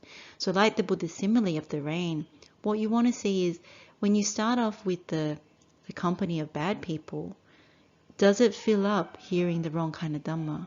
Does it then fill up lacking, you know, conviction towards Buddha Dhamma Sangha, but increasing the conviction towards, you know, worldly sciences, worldly knowledge? You know, one can become very good at all these things, but at the end of one's life, when push comes to shove, and you pose this question of where you go next, what do you choose? Do you choose to come back into the world again to experience more of the same? Or are you able to say, actually, I see through this conditioned world, this construction, the dependent arising of all these things that always lead to aging and death. With birth comes aging and death, and then the whole mass of suffering. So that's why we want to meditate in this way. When you write it down and you make notes, you can contemplate it, you know, eyes open. And then when you get sufficiently good at it, you contemplate it eyes closed, because you remember the steps, you remember the insight pathway. And there may be some resistance, as with all these meditations. There is resistance towards, oh, I don't want to meditate this way. This is not how I've meditated. But that in of itself is something that shows you that the mind is unwilling to free itself from the shackles. It's quite happy to stay deluded. You know, and it's shocking to know that, but that's where the resistance comes from, that, oh, it's better to just tolerate, you know, the hindrances. It's better to indulge in our, you know, different kinds of ways of practice that are not sense restraining, that cultivate unwholesome activities through body, speech and mind, that we don't want to carefully direct the mind. We allow it to roam free. So it's very telling when you do this meditation. It reveals much to oneself about where one is at and where you veer off the path, and to know that actually what you're breeding is ignorance. So we are all trainees on this path. We are all learners of the Buddha's teaching. And so we are all susceptible to these traps. And it's not a bad thing to actually acknowledge it. It's not a bad thing to actually identify it and then to fix it. So let's keep going. So essentially, this is what we've been through. These are the steps of the meditation. That this is really the dependent arising, the samudaya of ignorance, and the expansion, growth, and increase of ignorance is what we do is when we keep following this insight pathway. So what we're trying to do in our meditation is to confirm this process, to identify where we veer off, to start disentangling ourselves from continuously feeding and nourishing ignorance. So Buddha has stated ignorance is conditioned and it has nutriments.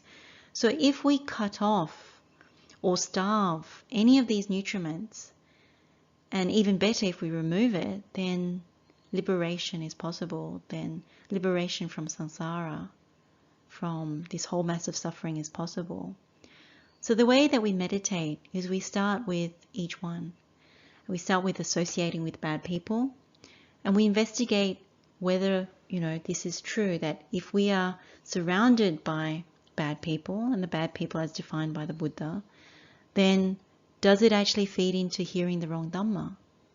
And if it feeds into hearing the wrong Dhamma, does it mean we lack conviction towards Buddha Dhamma Sangha and we have conviction towards the wrong things, to the wrong Dhammas? And in that way, is it true that we are unwisely contemplating, that we're not careful with what we contemplate? We leave the door open to many, many unwise things, many unwholesome things really. And we get that from hearing the wrong Dhamma and not taking refuge in Buddha Dhamma Sangha. So the words that are resonating when we're unwisely contemplating are worldly words, and words that are leading, in the wrong direction, that are not encouraging us towards Buddha's words. And as a result of that, is it true? Are we not seeing the Four Noble Truths? Do we not have clarity about the Four Noble Truths? In many cases, for people particularly not in Dhamma, suffering and the origin of suffering, the cessation of suffering, and the path leading out of suffering is not on the radar. But for those who are in Dhamma, it's good to double check. Am I seeing the First Noble Truth correctly? Do I understand the First Noble Truth that if there is birth, there is aging, sickness, and death? Because of that, there is pain, sadness, sorrow, lamentation, grief, separation from what is pleasing, united with what is displeasing. We don't get what we want. It's also seeing that we are lost in the world, basically. So we're with this lack of mindfulness, lack of clarity, lack of clear comprehension, we're just fully absorbed in the world. And then, of course, for that reason, we don't restrain the sense faculties. We see no reason to. We allow the eye to wander, we allow the ear to wander, we allow the nose, tongue, body. We're caught up in all the sense objects, and we indulge in them, intoxicate with them, we rise and fall with them, with our experiences of them, constantly tricked. And as a result of that, then this is the important thing. We don't actually see the need to actually maintain wholesome activities through body, speech, and mind. So quite often, worldly people, it doesn't matter whether you kill, steal, sexual misconduct, that's perfectly fine. There are no repercussions. With speech, you can say anything you want. It's freedom of speech. Or you have very definitive guidelines for it, but they're not necessarily liberating. And then at the mind level, coveting, indulging, imbuing, it is perfectly fine. Coming from the wrong view, one doesn't know, but even in Dhamma, it's good to investigate Do I just observe, bad actions through body, speech, and mind? Do I never abandon them? And there are karmic implications for these things. There is fruit of such unwholesome activities. And then, of course, if you continue to have very poor sila, misconduct, then inevitably you're breeding the 5 hindrances, that the mind is actually covered. It's blind to the fact that all these things lead to more ignorance, that it's feeding into the blindness. There is no wisdom that is cultivated in this particular pathway.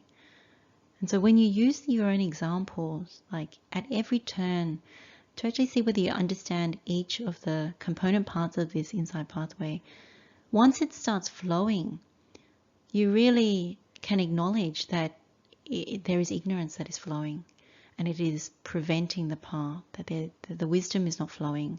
There's no luminosity in the mind. The most obvious thing is when the mind has the 5 hindrances, very distracted, very unwieldy, unmalleable, definitely not luminous, quite dank and dark, quite grey.